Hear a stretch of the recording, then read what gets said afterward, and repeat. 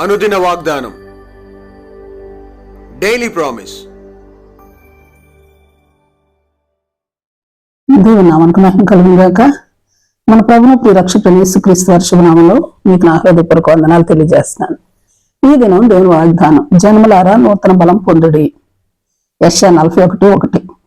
జనములారా నూతన బలం పొందుడి, ద్వీపములారా నా ఎదుట మౌనంగా ఉండుడి. వారు నా సన్నిధికి వచ్చి మాట్లాడవలను, వ్యాజ్యము తీర్చుకున్నట్టు మనం కూడుకొందాం రండి. Praise Lord. ముందున్న అధ్యాయం 40 అధ్యాయంలో చివరి వచనాలు 27 నుంచి 31 వచనాలు గమనిస్తే, అలసిపోయారా, సమస్యలారా, శక్తిహీనమైందా, బలహీనమైందా, తొట్టిల్లుతున్నారా? సింపుల్, యెహోవా కొరకు ఎదురు చూడండి అంతే. పైకి ఎగురుతారు, పరిగెత్తుతారు, హ్యాపీగా నడిచిపోతారు అని చెబుతూ ఉన్నాడు దేవుడైన యెహోవా. మరి 41 అధ్యాయంలోకి వచ్చేసరికి నిన్ను నన్నే కాదు జనములందరికీ పిలుపునిస్తా ఉన్నాడు.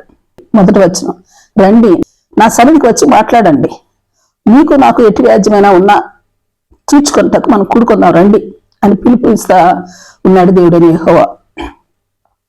అవును, చాలా మంది మనుషులతో వాదులాడుతూ ఉంటారు. మాట్లాడే దేవుడు పిలుస్తా ఉన్నాడు. ఆయనతో వాదించగలిగితే సత్యంలోనికి నడిపించగలుగుతాం. Praise lord. 29వ వచనం చూస్తే, అవన్నీ మాయా స్వరూపులు, వారి క్రియలు మాయా, అవి పోత విగ్రహాలు, శూన్యాలు, వట్టి గాలి అని జ్ఞాపకం చేస్తా ఉన్నాడు ఆయన. అంతేకాదు, జరిగిపోయిన సంగతులు కానీ, ప్రస్తుతం జరుగుతున్న పరిస్థితుల్లో కానీ, జరగబో సంగతుల గురించి కానీ తెలియచేసి చెప్పండి. వాటిని దేవతలను ఒప్పుకున్నట్లు మేలైనా కీడైనా చేసినట్లయినా, అందరి బట్టి వాటి గొప్పతనాన్ని రుజువు చేసినట్లయినా, అలాగను మనం వ్యాజ్యపడినట్లు రండి అని చెబుతూ యెహోవా పిలుపునిస్తా ఉన్నారు. ఆయన కన్ను గురించి రుజువులు చూపిస్తూ చెబుతా ఉన్నాడు. 4వ వచనం, నేను మొదటి వాడను, కడవరి వారితో కూడా ఉండివాడను నేనే, ఆది నుండి మానవ వంశములను పిలిచిన వాడనైనా నేను యెహోవానగు నేనే అని అంటున్నాడు ఆయన. అలాగే మరో విషయం అంటే, మనల్ని గురించి మనం తెలుసుకోవాల్సిన ప్రాముఖ్యమైన విషయాన్ని జ్ఞాపకం చేస్తా ఉన్నాడు. 14వ వచనం, పురుగు వంటి వాడు.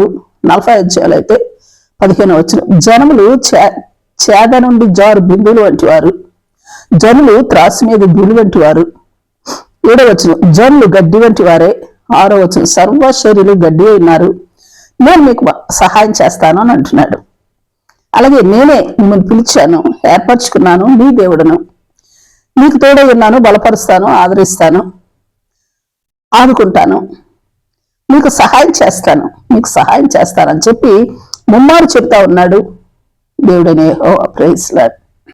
ఇంకను ఏమని జ్ఞాపకం చేస్తా ఉన్నారంటే, నీవు దాసుడువైనా, అడవి గడ్డివైనా, చేద నుండి జారే బిందువైనా, ధూళివైనా, మరి చివరికి పురుగువైనా నేను నిన్ను ఉపేక్షింపగా ఏర్పరచుకున్నాను.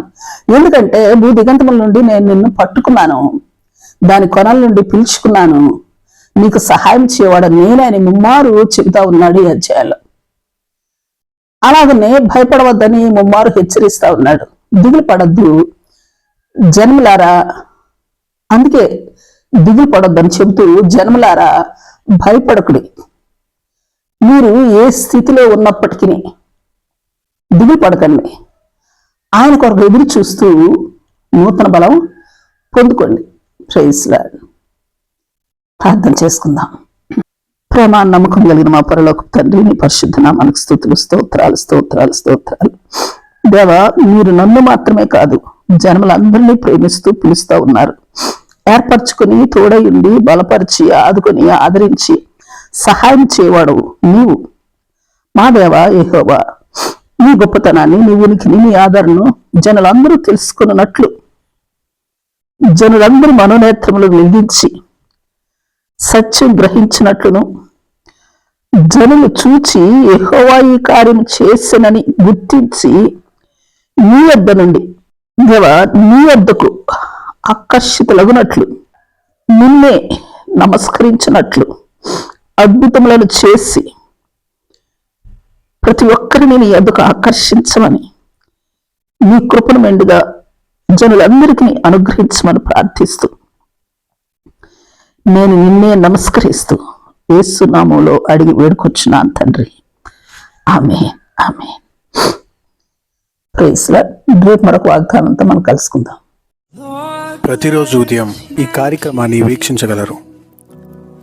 తిరిగి మళ్ళా రేపు ఉదయం కలుసుకుందాం. దేవుడు మిమ్మల్ని దీవించును గాక.